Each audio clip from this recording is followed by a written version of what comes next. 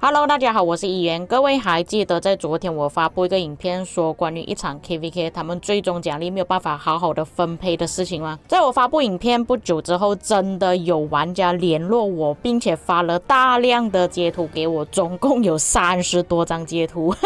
并且也是跟我说了一些我不明白的事情，里面他们的一些小细节。尽管提供这些资料给我的阵营是来自水阵营，不过我还是要以客观的角度去说这件事情，我只会针对他给我的截图来做出个人的观点。当然，如果你是来自土阵营的玩家，也可以在评论区留言反驳我的说法。废话不多说，我们正式开始今天的故事。那最重要的就是大家要知道他们这一次的合作关系，水跟土合作，然后火跟风合作。在上一个影片中，其实他们有提到跟敌方的协议，这个也是有询问过提供资料给我的玩家。他们为了要确保双方都有战斗，所以他们是已经规定了火只能跟土战斗，水阵营只能跟风阵营战斗。如果哪一方胜利了，就可以去别的区域占领圣域，输的一方就不可以。那其实在一开始关卡4之战，也就是第5区的时候，其实水跟土阵营都是胜利了，所以他们占领了2个圣域。不过在他们的提议中有提到可以让对方阵营的农场联盟建立要塞，或者旗帜去做驻地任务。不过在后来火阵营是打破了这个协议，他说这个限制只限制在区域5而已，没有包括区域6。不过一方面也是因为他们协议没有写的特别详细的关系，所以就被火阵营找到漏洞毁约，就变成后来火阵营是已经抢掉了水阵营的声誉。在说了他们协议之后，接下来我们就要看他们外交的对话了。那这里的截图全部都是在他们 KVK 战斗结束之后的截图，因为我们今天的重点不是在外交嘛，而是讨论他们为什么在后来没有办法分配到底谁应该要拿星星。我每当说到哪个对话的时候，都会画一个红色的框框，方便各位查看。那么各位看到这个头像也是比较熟悉啦，它是来自2142王国的，是代表土阵营的。那这里它是已经整理好了数据，说土阵营的击杀数比较高，水阵营的阵亡比较多，但是双方都表现得很好。不过他的建议是土阵营拿最终奖励，下面是他给出的原因。现在他们是在没有第3个结盟的王国之下获得这样子的数据，也就是说假设有另外一个王国它的击杀数可能比较高的话，或许那个星星就可以让给他们。第二个原因是在战斗期间，他们也就是土阵营是突破了风阵营的关卡，并且是获得了其中一个进入皇庭的门口，让敌方也就是风阵营他们只能跟火阵营共用领土。他们也就是土阵营在关卡4和皇庭的时候都是跟火阵营交战，但是火阵营是这个地图上数据最高的，所以你们可以理解为第2战力高的打第1个战力高的王国。但是这个时候水阵营就跳出来反对了，他说大家都表现到很好，但是他有别的看法。在火阵营那里只有2298一个王国是属于比较强的，但是不代表他们是整个地图上最强的，也就是说可能他们战力很高，但是实力不是这么高的意思啦。并且也是有提到风阵营的实力其实也不小。在整个关卡期的战斗中，水阵营突然变成火跟风阵营的目标。水阵营也就是他们自己认为防守进攻都表现得很好，水阵营认为数据就是应该要看击杀跟阵亡，而不是只有看击杀而已。如果只是看击杀的话，对水阵营来说是很不公平了。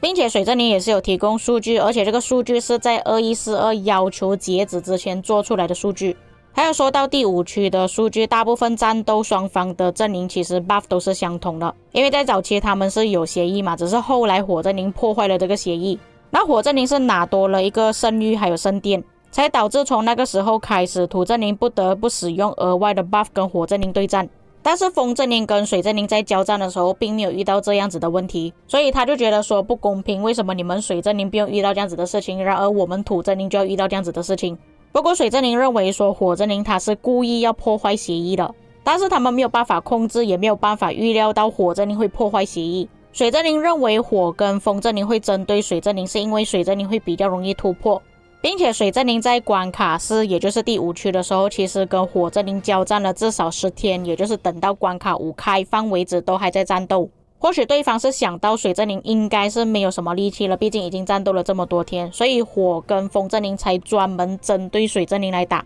同样的道理，水跟土阵营其实也是专门针对风阵营来打，因为火阵营的战力其实会比较高一点，所以先清掉风阵营会比较简单，这也算是战略之一。并且现在的数据会一致，是因为没有加上温泉的数据。假设加上温泉的数据，其实水阵营已经击杀了很多。水阵营希望他们在公开场合下认真考虑和讨论。并且这个时候水精灵其实有提供了另外一个分配奖励的方案。水精灵说其实双方都想要获得最终奖励，但是奖励是很难分配的部分。假设是根据他提供的建议这样子分配会比较好一点。那原本土精灵在想着要怎样去分配奖励税，应该要拿到什么东西，这里我就不详细说明了。但是突然之间另外一位土精灵的玩家跳出来争论星星的事情了，他讲他们讨论的是星星应该谁要获得星星，土精灵击杀了更多，水精灵阵亡了更多，但是不能证明水精灵做得更好，并且还说到如果没有土精灵的话，水精灵将会没有机会进入皇庭，是因为有土精灵在第6区也就是关卡区对风精灵进行施压，而不是水精灵，并且土精灵他们从来没有失去过任何的关卡，他们也多次从风精灵的区域经过去帮助水精灵，然后丢要塞去分散风精灵的注意力，让水精灵有办法拿到关卡，土精灵用更少的阵亡去击败敌人。这里其实是暗示着土精灵他们阵亡比较少的原因啦，并不代表水精灵打得更艰苦或者是更值得拿到星星，因为水精灵的阵亡会比较多的关系嘛。水精灵是反驳了土精灵的说法，并且说到火精灵也是有做一样的事情，分散了水精灵的注意力，这也是为什么水精灵会掉关卡的原因，并且火精灵想要打水精灵还是土精灵是由他们自己去决定的，就像土跟水精灵一样想要针对风精灵来打，所以他才做出了奖励分配的计划，然后下面又回去讨论他们的奖励到底要怎样分配啊，讨价还价。那水精灵也是有说到，如果土精灵想要获得星星的话，就要放弃征服币。那其实这样子也算是合理的，不可能你又拿到最终奖励又要拿到征服币嘛。还有特别注明到水精灵其实比较起那些奖励，其实更希望拿到星星，但是土精灵又想要拿到星星，又想要拿到更多奖励。后面又在吵一段对话，是讲土精灵如果没有水精灵的帮助之下是没有办法进入皇庭的。就算是土精灵有办法进入到皇庭，那他们有能力去对战2个阵营吗？其实都是靠大家互相帮助才可以打败敌人的。那水精灵也是认为说土精灵在第5区表现得很好，并且有更好的数据，但是在关卡区的时候，敌人的注意力全部都放在他们水精灵身上，而导致了他们必须要对战2个阵营，这也是为什么他们战损不好看的原因。当然土精灵也是有帮助水精灵，毕竟他们之间是盟友。那下面2142其实还在讨论这应该要怎样分配奖励啊，接下来又回去吵一样的事情了。那在这里其实土精灵一直否定了水精灵的付出，一直强调土精灵到底是怎样帮助水精灵啊，应该要看整体的表现，并不是分开来看。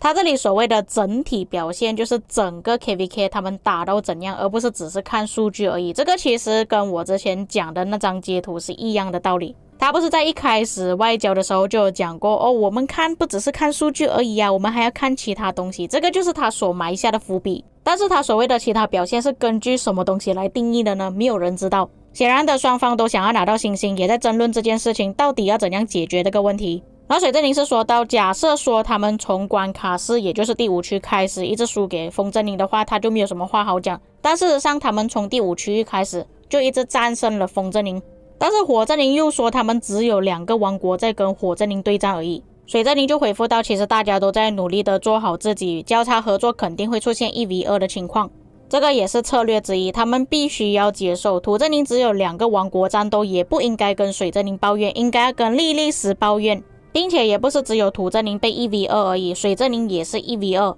但是土精灵依然不让步，他说这个也不能成为水精灵拿星星的理由。然后后面一大段就是跟之前差不多一样的东西啊，就是讲他们在战斗期间啊，谁帮助谁啊，他们谁损失的更多，谁打得更加凶啊，为什么水精灵的阵亡比较多的原因 blah blah blah 一大堆。土精灵是认为说，就算对方2个阵营都不攻击他们土精灵，都可以让火和风精灵重伤更多，甚至是让对方阵营阵亡的数量比土精灵更多，我不知道他这个是怎样看的啦。并且土精灵更加有效的保住了自己的领土，确保风精灵是必须要通过火精灵的帮助下才可以进入皇庭。水精灵就回复到，这个就是交叉合作的利与弊，如果只是根据关卡区的表现来定义的话，那么水精灵的贡献将会毫无意义。当时候水精灵要做的事情就是确保自己能够顺利，如果当时候并不是水精灵被夹击，他们也会做同样的事情对付火跟风精灵。风精灵一直不断的被水精灵打败，一直想要从水精灵那边找到突破点，水精灵也有自己的立场，难道不应该以数据为准吗？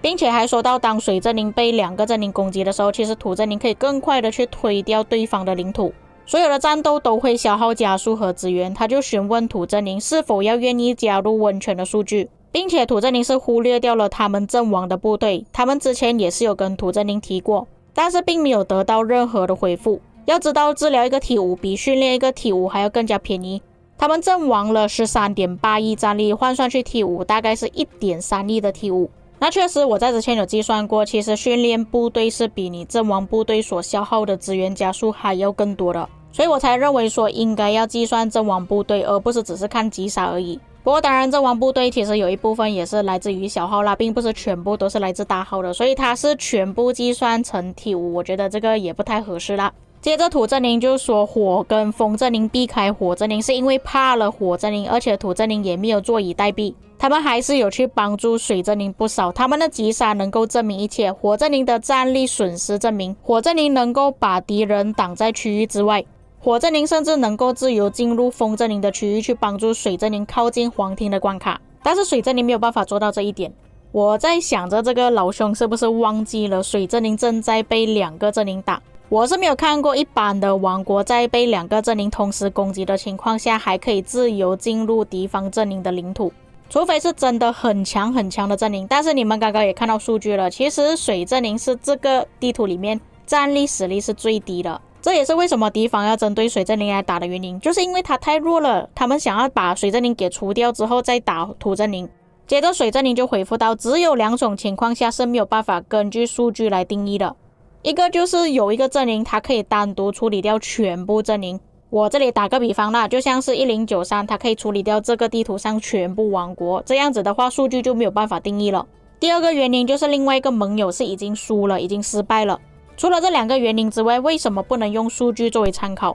并且土正宁没有证据证明对方是怕了土正宁，水正宁也是一直没有否定土正宁对水正宁的帮助，但是土正宁一直否认水正宁的防守是否有效，为黄庭带来任何的帮助，还接着问土正宁是否承认风和火正宁是针对水正宁，而不是火跟风正宁怕了土正宁。如果是说火跟风正宁怕了土正宁的话，那他们还说什么土正宁表现到怎样怎样啊，这样是完全没有意义的。并且把风正宁赶出黄庭，不就是土跟水正宁本来的目的吗？在关卡器开放之前就已经讨论过这个策略了。请问这种情况下，除了数据之外，土正宁还可以用什么来定义贡献值？接着土正宁又说，火跟风正宁在攻击水正宁的时候，水正宁是没有拿到任何一个关卡，甚至是水正宁专注的关卡都没有拿到，只有当土正宁进入了风正宁的区域时，水正宁才可以获得关卡。当火正宁攻击土正宁关卡时，土正宁都可以确保关卡都没有掉，并且在黄庭的时候依然还在跟火正宁进行战斗。这个时候水正宁就反驳了，土正宁之所以可以守住关卡，是因为火正宁的目标就是在水正宁那边，而不是土正宁。而且假设土正宁不过来帮忙水正宁的话，那黄庭就变成水跟风正宁的了。当时候的情况是土正宁推风正宁，然后水正宁防守火正宁。因为从对话上各位可以看到，其实土正宁一直在强调自己我付出了多少啦，我做了多少东西。那后面的对话也是来来去去一样的，就在喋喋不休在争论这件事情。最后火正宁的2142就说，既然大家都不想要放弃信心，他就打算在黄庭举办一场友谊赛，不能亲临城市，不能叫火跟风正宁帮忙。那水正宁肯定是不肯啊，他们都已经打完 KVK， 数据都已经做出来了，为什么还要再打多一次？他们认为土正宁在拒绝使用数据，让大家变得更加困扰。接着很经典的一句话又再次出现了，土正宁就说他并不是拒绝使用数据，而是他在一开始就有说过数据不是唯一的考量，并且数据也是很接近。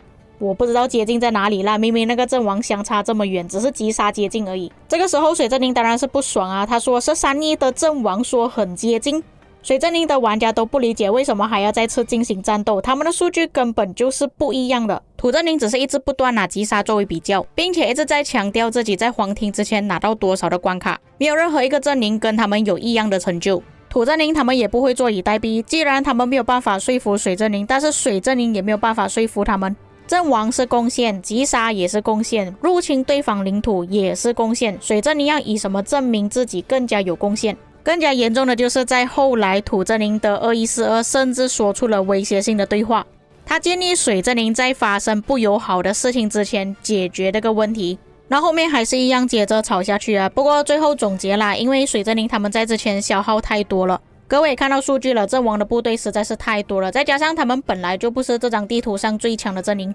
水精灵都已经阵亡了这么多，2142提出的建议对水精灵来说是根本不友好的。后来双方之间还是有持续一段的争吵，不过到了最后，水精灵还是选择了妥协。水精灵是真的没有办法再继续战斗下去了。那照理来说，他们的 KVK 都已经告一段落了，后面也不可能会有内战发生之类的。所以对我来讲，做这个影片其实没有什么太大的意义。但是对方他会分享这个截图对话给我呢，主要是为了要提醒各位，不管是什么协议都好，都要写得清清楚楚，还有包括对方讲的任何一句话都要截图下来。像是2142一开始讲的，他们不只是根据数据而已，还有其他因素。那他所谓的其他因素还有包括什么东西，叫他写清楚，还有让大家看清楚2142的嘴脸，他们的为人到底是怎么样的，就是在你最弱的时候才提出这样子的想法。当你不妥协，不跟着他的意愿的话，他就会威胁你。而且我现在想回去我昨天所做的影片，他所谓的友好建议，哇，现在想起来真的是细思极恐啊。